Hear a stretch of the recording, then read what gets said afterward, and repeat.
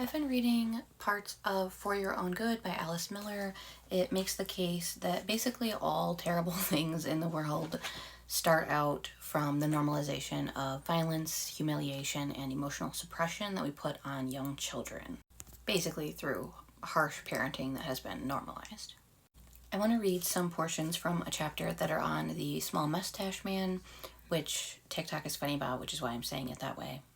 There wasn't a specific passage for this, but I wanted to just convey a general idea that it was sharing in here, is that while looking at historical documents about the small mustache man's childhood, they may not be very accurate in terms of discussing the details of his childhood and his childhood trauma.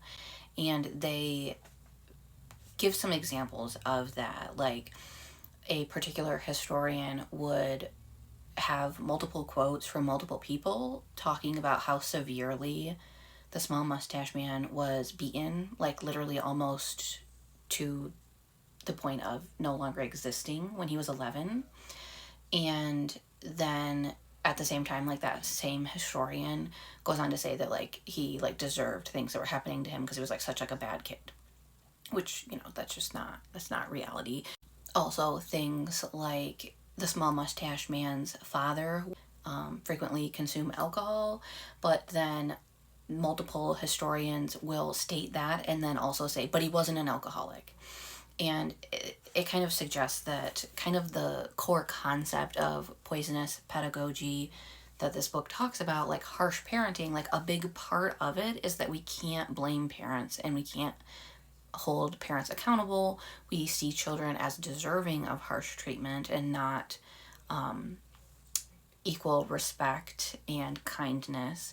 And so they're suggesting that some of these things, like he basically kind of the narrative that he was just born evil and then it doesn't have anything to do with how severely he was beaten, with how violent his father was, with how much of an alcoholic his father was, etc., that's all just kind of because most people are brainwashed into not being able to blame parents for things like this. Okay, so I wanted to read a couple of kind of random passages. If we turn our backs on something because it is difficult to understand, indignantly refer to it as inhuman, we will never be able to learn anything about its nature. The risk will then be greater when we next encounter it, of once again aiding and abetting it by our innocence and naivete. If we do not do everything we can to understand the roots of this hatred, even the most elaborate strategic agreements will not save us. The stockpiling of nuclear weapons is only a symbol of bottled up feelings and hatred, and of the accompanying inability to perceive and articulate genuine human needs. The example of the small mustache man's childhood allows us to study the genesis of a hatred whose consequences caused the suffering of millions. The nature of this destructive hatred has long been familiar to psychoanalysts, but psychoanalysts will be of little help as long as it interprets this hatred as an expression of the death instinct. The followers of Melanie Klein, who in spite of their very accurate description of infantile hatred still define it as innate or instinctual and not reactive, are no exception. Heinz Kohut comes closest to interpreting the phenomenon with his concept of narcissistic rage, which I have related to the infant's reaction to the lack of availability of the primary caregiver. But we must go one step further if we are to understand the origins of a lifelong insatiable hatred such as consumed the small mustache man. We must leave the familiar territory of drive theory and address the question of what takes place in a child who is humiliated and demeaned by his parents on the one hand, and on the other is commanded to respect and love those who treat him in this fashion and under no circumstances to give expression to his suffering. Although something so absurd would scarcely be expected of an adult, this is exactly what parents expect of their children in most cases, and in previous generations they were rarely disappointed.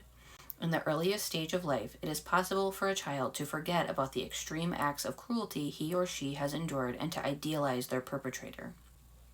But the nature of the subsequent enactment reveals that the whole history of early persecution was stored up somewhere. The drama now unfolds in front of the spectators with an amazing resemblance to the original situation, but under another guise. In the reenactment, the child who was once persecuted now becomes the persecutor. The Small Mustache Man's family structure could well be characterized as the prototype of a totalitarian regime. Its sole, undisputed, often brutal ruler is the father. The wife and children are totally subservient to his will, his moods, and his whims. They must accept humiliation and injustice unquestioningly and gratefully. Obedience is their primary rule of conduct. The mother, to be sure, has her own sphere of authority in the household where she rules over the children when the father is not at home. This means that she can, to some extent, take out on those weaker than herself the humiliation that she has suffered. In the totalitarian state, a familiar function is assigned to the security police. They are overseers of the slaves, although they are slaves themselves, carrying out the dictator's wishes, serving as his deputies in his absence, instilling fear in his name, meting out punishments, assuming the guise of the rulers of the oppressed. Within this family structure, the children are oppressed. If they have younger siblings, they are provided with a place to react their own humiliation. As long as there are even weaker, more helpless creatures than they are not the lowest of slaves. Sometimes, however, as was the case with Christiane F., the child is ranked below the dog, for the dog need not be beaten if a child is available. And for the Small Mustache Man himself, this is where the whole process of enactment had its start. It was also true for him.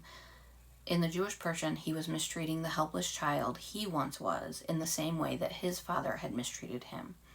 And just as the father was never satisfied and whipped him every day, nearly beating him to when he was 11, Hitler also was never satisfied.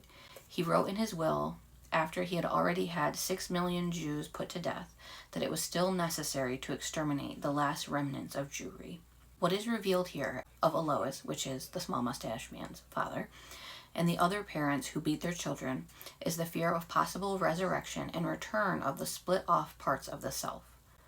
This because we split off parts of ourselves when being mistreated as young children so that we can endure the suffering and still try to seek connection with our parents. This is why beating is a never-ending task. Behind it hovers fear of the emergence of one's own repressed weaknesses, humiliation, and helplessness, which one has tried to escape all one's life by means of grandiose behavior.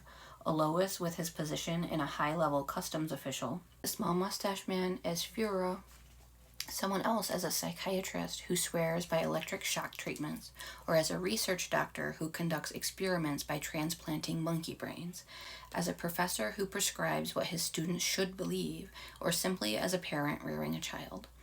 None of these endeavors is directed at other human beings or at monkeys.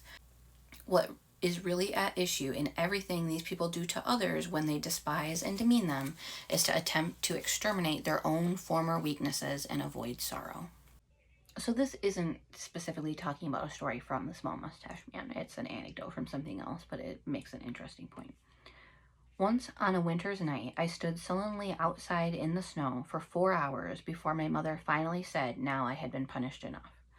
Before the mother rescues her son by saying he had been punished enough, she sees to it that he stands in the snow for 4 hours. A child cannot understand why the mother he loves hurts him so, cannot comprehend why the woman who in his eyes is a giantess, in actuality fears her husband as if she were a little girl, and unconsciously passes on her own childhood humiliation to her little boy. A child cannot help but suffer from this harsh treatment, but he dare not live out this suffering or show it. There is no choice but to split it off and project it onto others, to ascribe his mother's harsh qualities onto other mothers, and even to come to admire these qualities in them. Could Clara, which is the Small Mustache Man's mother, help her son as long as she was herself her husband's dependent, submissive, serving maid? While he was alive, she timidly called her husband Uncle Alois, and after his death, she would gesture towards his pipes, which were on display in the kitchen, to emphasize a point that she was making. What happens to a child when he must repeatedly see the same mother who tells him of her love, who carefully prepares his meals and sings lovely songs to him, turn into a pillar of salt, and look on without lifting a finger when his child is given a brutal beating by his father? How must he feel when time after time he hopes in vain that she will help him, will come to his rescue? How must he feel when in his suffering he waits in vain for her to finally use her power, which in his mind is so great, on his behalf? The mother watches her child being humiliated, derided, and tormented without coming to his defense, without doing anything to save him. Through her silence, she is in complicity with his persecutor. She is abandoning her child. Can we expect a child to understand this? Should we be surprised if his bitterness, although repressed, is also directed against the mother? Perhaps this child will love his mother dearly on a conscious level. Later, in his relationships with other people, he will repeatedly have the feeling of being abandoned, sacrificed, and betrayed. The small mustache man's mother is surely no exception, but rather the rule, if not even the ideal of many men. But can a mother who is only a slave give her child the respects he needs to develop his vitality? In his description of the masses, the small mustache man accurately portrays his mother and her subservience. His political guidelines are based on very early experiences. Brutality always wins out. This is quoting from another book, N. Bromberg, written in 1971. He has written about the small mustache man's sexual habits. The only way in which he could get full sexual satisfaction was to watch a young woman as she squatted over his head and urinated or defecated on his face.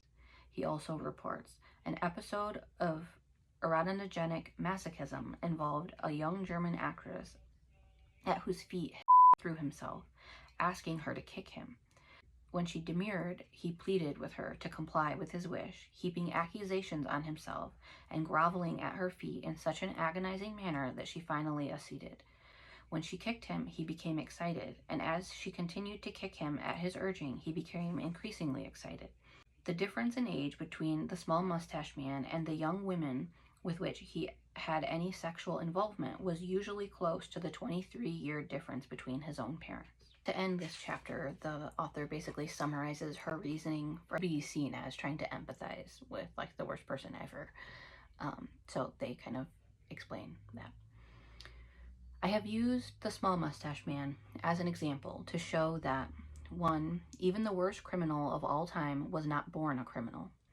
2. Empathizing with a child's unhappy beginnings does not imply exoneration of the cruel acts that he later commits. This is as true for the small mustache man's father as it is for himself. Those who persecute others are warding off knowledge of their own fate as victims. So when we mistreat others, it's because we aren't able to see our own victimhood or our own trauma. Consciously experiencing one's own victimization instead of trying to ward it off provides a protection against sadism, i.e. the compulsion to torment and humiliate others. So this is why we do therapy, so that we don't harm others.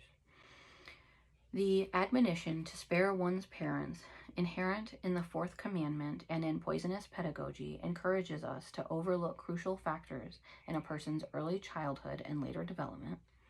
6. We as adults don't get anywhere with accusations, indignation, or guilt feelings, but only by understanding the situations in question. 7. True emotional understanding has nothing to do with cheap sentimental pity. 8. The fact that a situation is ubiquitous does not absolve us from examining it. On the contrary, we must examine it for the very reason that it is or can be the fate of each and every one of us. 9. Living out hatred is the opposite of experiencing it. To experience something is an intrapsychic reality. To live it out, on the other hand, is an action that can cost other people their lives. If the path to experiencing one's feelings is blocked by the prohibitions of poisonous pedagogy or by the needs of the parents, then these feelings will have to be lived out.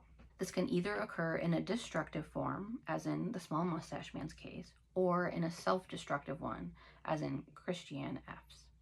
Or, as in the case of most criminals who end up in prison, this living out can lead to a destruction both of the self and of others.